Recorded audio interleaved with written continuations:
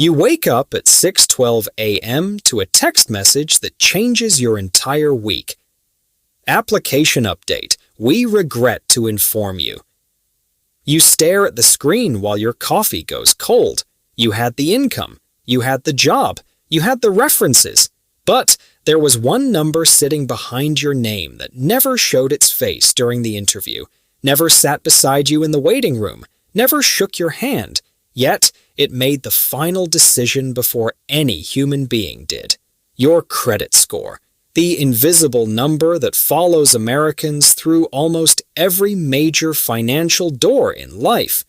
It decides the interest rate on your car, whether an apartment manager trusts you, how much your insurance costs, whether a bank sees you as profitable or dangerous, and how expensive your future becomes. Nobody teaches this in school. Nobody explains how a 3-digit number quietly controls the price of your entire life.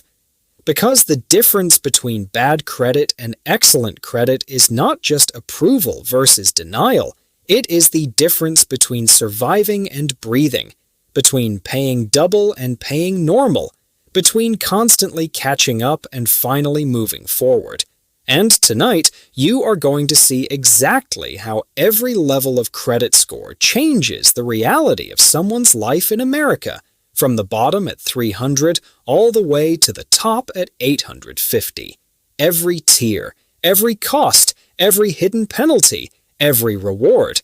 And by the end, you will understand why two people with the exact same income can live completely different financial lives. Let's start where the system hurts the most, a credit score around 430. This is where the world becomes expensive before you even buy anything. You apply for a basic apartment online. Rent is only $900 a month. You can afford it. But the property manager runs your credit, and suddenly the conversation changes. They ask for first month's rent, last month's rent, and a security deposit large enough to feel like punishment. You need nearly $3,000 just to receive keys to a place you haven't slept in once.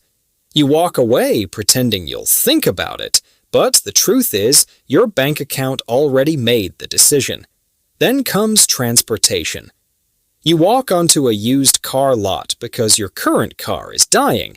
The salesman smiles the second he sees your approval terms, not because he likes you, because he knows how much interest you are about to pay. The car costs $14,000. By the time the loan ends, you pay over $24,000. Almost another entire car disappears into interest. The payment looks manageable monthly, which is how the trap works. Americans are trained to look at monthly payments, not total cost. So you sign. Because you need transportation to work, and now your low score taxes your paycheck every month before you even spend money on yourself. Then insurance renewal arrives. No accident, no speeding ticket, nothing happened. Yet your premium rises anyway because statistically, companies believe lower credit scores equal higher risk. Your score becomes a price tag attached to your existence. Even your phone becomes more expensive. No finance device plan, no premium offers. You pay full price up front while people with higher scores split payments over time at zero interest. Every financial system quietly punishes instability with more instability. And that's the brutal irony. When your credit is weak, life becomes more expensive precisely when you can least afford it. The system says risk should cost more. But for millions of Americans, it feels like drowning people are charged extra for water. Now, imagine climbing to 540. You've been trying. Really trying. You paid collections. You stopped missing payments. You got serious. And slowly, tiny changes begin appearing. A secured credit card approves you, but only after you give the bank your own money first. $200 becomes your credit limit. It feels humiliating and hopeful at the same time. You use it carefully. Gas, groceries, tiny purchases, paid off every month. You learn discipline because you have no choice. Then another card arrives with a low limit and terrible interest, annual fees, high APR. Conditions nobody with strong credit would ever accept, but you accept them because this stage of the game is not about rewards. It is about survival and rebuilding trust with a machine that remembers every mistake longer than people do. 7 months later, your score moves slightly, barely enough to notice. Yet, suddenly one lender quotes you a lower car rate than before. Still bad, but less bad. And that difference matters, because every percentage point on a loan quietly steals or saves thousands of dollars over years. This is the stage where progress feels invisible. You do everything right, but results arrive painfully slow. And many people quit here because human beings are not emotionally designed to work hard for delayed rewards. But credit building is exactly that. Delayed rewards stacked month after month until one day the doors open quietly without warning. Around 600, the world starts acting differently toward you. Not kindly, just less hostile. One day your secured card graduates into a real unsecured card and the bank refunds your deposit. For the first time, the system gives something back instead of only taking. That tiny moment feels bigger than outsiders understand. Because it represents movement. Proof that the algorithm noticed consistency. You begin learning how wealthy people actually use credit, not emotionally, strategically. You stop carrying balances. You stop using debt to survive and start using it to create history. Every on-time payment becomes another brick in a foundation nobody sees immediately. Then you look into homeownership for the first time. Technically, you qualify. But the mortgage numbers are terrifying. Higher interest rates turn average homes into lifetime wealth transfers to banks. A slightly worse rate can add hundreds of thousands in interest over 30 years. Most Americans never calculate this. They only calculate whether the monthly payment fits today. But credit determines how much tomorrow costs too. So instead of rushing, you wait, you improve, you learn patience. And patience is one of the most financially profitable skills in America. Then comes 640. This is where life begins feeling almost normal. You apply for an apartment and nobody asks for impossible deposits. You finance a car and the interest doesn't feel criminal anymore.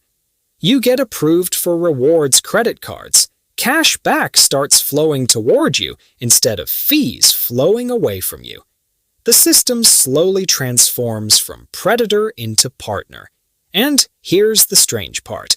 Your income may not have changed much at all.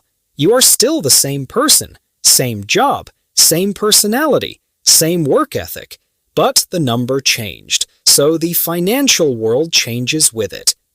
Suddenly you understand something uncomfortable about modern America. Access matters almost as much as income. A person with decent credit can make average money stretch farther than someone with poor credit making more, because lower interest, lower deposits, better terms, and cheaper borrowing create breathing room. Breathing room becomes savings. Savings become options. Options become freedom. Then you cross 700. This is the line people talk about because psychologically it changes everything. Pre-approval letters start arriving in the mail, real ones. Banks compete for your attention instead of rejecting your applications. Mortgage rates become dramatically cheaper. Insurance premiums shrink. Car loans stop feeling predatory. You walk into dealerships differently because you already know you qualify. Confidence enters the room before you do, and confidence changes negotiations. That is something few people talk about. Good credit doesn't just save money, it changes behavior. When you know you can walk away, you negotiate better. When you know multiple lenders want your business, desperation disappears. And desperation is expensive, very expensive. At 718, life becomes smoother in invisible ways. Your applications stop triggering anxiety because approvals become expected instead of hoped for. You don't panic when landlords run your credit. You don't fear financing conversations. You stop seeing financial systems as enemies and start seeing them as tools. The penalties fade away. The leaks in your money slow down. You finally keep more of what you earn. And this is where many Americans first realize how powerful consistency really is. Not dramatic moves, not lottery wins, not shortcuts, just years of on-time payments, low utilization, and patience. That's the secret nobody wants to hear because it sounds boring. But boring is financially powerful. Excitement usually costs money. Discipline usually builds it. Then comes the preferred tier, around 760. Banks literally use that word internally, preferred. Imagine hearing that after years of being treated like a risk. Now premium cards approve instantly. Travel rewards explode. Airport lounges open. Better customer service appears. Lenders offer lower rates proactively because they want your business. Your financial reputation begins generating opportunities automatically, and the savings become massive. Hundreds less per month on mortgages compared to lower scores. Tens of thousands saved across loans. At this level, credit stops being a survival mechanism and becomes leverage. The wealthy understand leverage better than almost anyone. They know the real power is not just earning money. It is accessing money cheaply, because cheap capital builds wealth faster than expensive capital ever can. And this is the point where many middle-class Americans finally begin accelerating financially. Not because they suddenly got rich overnight, but because their money stopped leaking through interest, penalties, and bad terms. The system finally rewards them instead of taxing them. Now imagine reaching above 800. This is where financial friction almost disappears. Banks trust you before you speak. You qualify for elite products instantly. Mortgage lenders proactively offer lower rates. Dealers negotiate faster because they know you have alternatives. Even customer service changes. The same companies that once treated you cautiously now compete to keep you happy. That's how powerful risk perception becomes in finance. Your credit score is not measuring morality, it is measuring probability. And probability controls pricing. At 824, you walk into negotiations differently because you hold leverage. You don't beg for approval. You compare offers. That shift alone changes everything psychologically. You stop operating from fear, and fear is what destroys financial decision-making for millions of people. Fear causes rushed loans, bad purchases, desperation agreements, late payments, minimum payments, panic borrowing. But stability creates patience. Patience creates better decisions. Better decisions create better scores. Better scores create cheaper access, and cheaper access compounds over decades into enormous financial differences between people who may appear identical from the outside. Two neighbors, same street, same salary. Completely different financial realities because one pays 4% interest while the other pays 19%. One pays normal deposits while the other pays double. One earns rewards while the other pays annual fees. One builds wealth while the other services debt. That is the hidden engine underneath modern American finance. And the craziest part is how slowly it changes. Nobody wakes up with an 800 score accidentally. It is built through thousands of tiny decisions nobody applauds in the moment, paying on time when nobody is watching, keeping balances low even when spending feels tempting, avoiding unnecessary applications, letting old accounts age quietly, choosing long-term stability over short-term comfort, and yes, mistakes happen. Medical debt, job loss, divorce, emergencies. Life hits hard.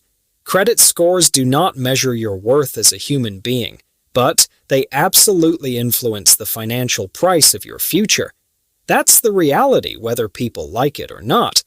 The good news is the system has memory, but it also responds to consistency. People have climbed from terrible scores into elite tiers over years of discipline. Not through hacks, not through magic tricks, through time. And time is the part most people underestimate.